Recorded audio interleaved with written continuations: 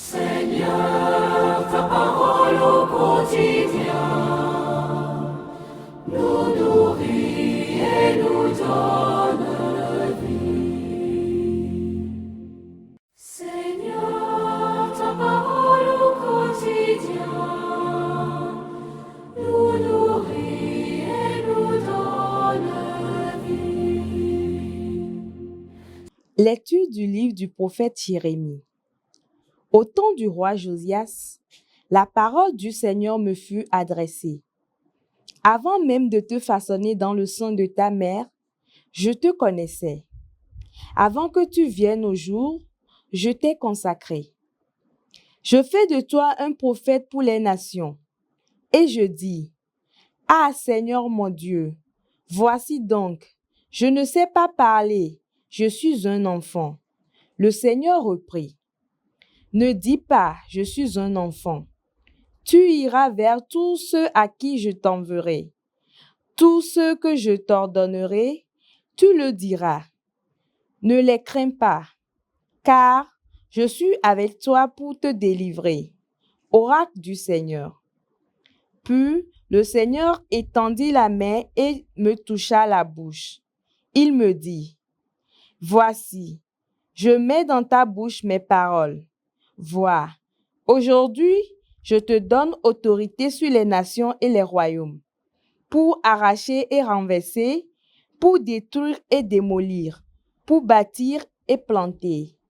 Parole du Seigneur, nous rendons grâce à Dieu.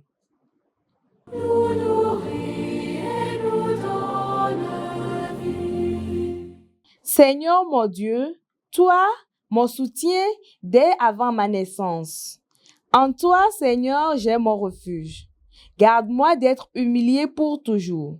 Dans ta justice, défends-moi. Libère-moi, tends l'oreille vers moi et sauve-moi. Seigneur mon Dieu, toi, mon soutien dès avant ma naissance. Seigneur mon Dieu, tu es mon espérance, mon appui dès ma jeunesse. Toi, mon soutien, dès avant ma naissance, tu m'as choisi dès le ventre de ma mère.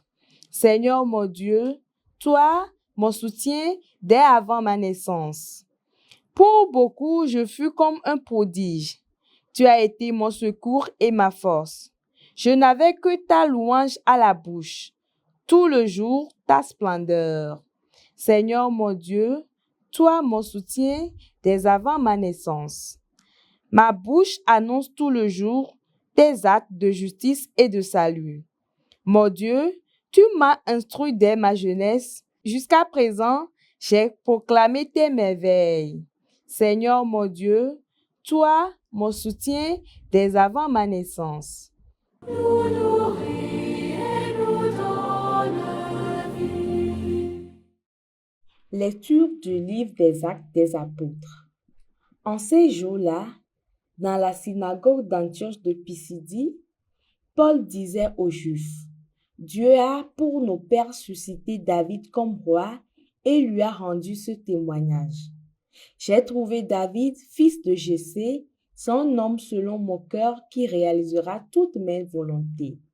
De la descendance de David, Dieu, selon la promesse, a fait sortir un sauveur pour Israël, c'est Jésus. C'est Jésus dont Jean le Baptiste a préparé l'avènement, en proclamant avant lui un baptême de conversion pour tout le peuple d'Israël. Au moment d'achever sa course, Jean disait, « Ce que vous pensez que je suis, je ne le suis pas, mais le voici qui vient après moi, et je ne suis pas digne de retirer les sandales de ses pieds.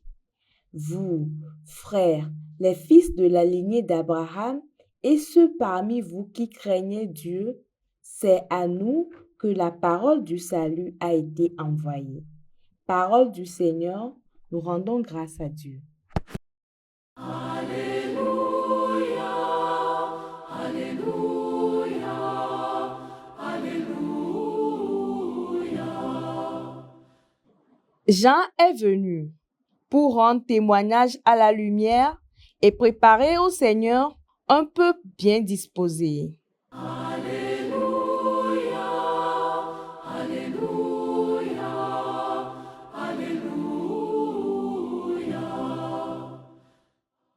Le Seigneur soit avec vous et avec votre esprit. Évangile de Jésus-Christ selon Saint Luc. Gloire à toi, Seigneur. Quand fut accompli le temps où Élisabeth devait enfanter, elle mit au monde un fils. Ses voisins et sa famille apprirent que le Seigneur lui avait montré la grandeur de sa miséricorde, et ils se réjouissaient avec elle. Le 8e jour, il vint pour la circoncision de l'enfant. Il voulait l'appeler Zacharie du nom de son père. Mais sa mère prit la parole et déclara: Non, il s'appellera Jean. On lui dit: Personne dans ta famille ne porte ce nom-là. On demandait par signe au père comment il voulait l'appeler. Il se fit donner une tablette sur laquelle il écrivit: Jean est son nom. Et tout le monde en fut étonné. À l'instant même, sa bouche s'ouvrit, sa langue se délia.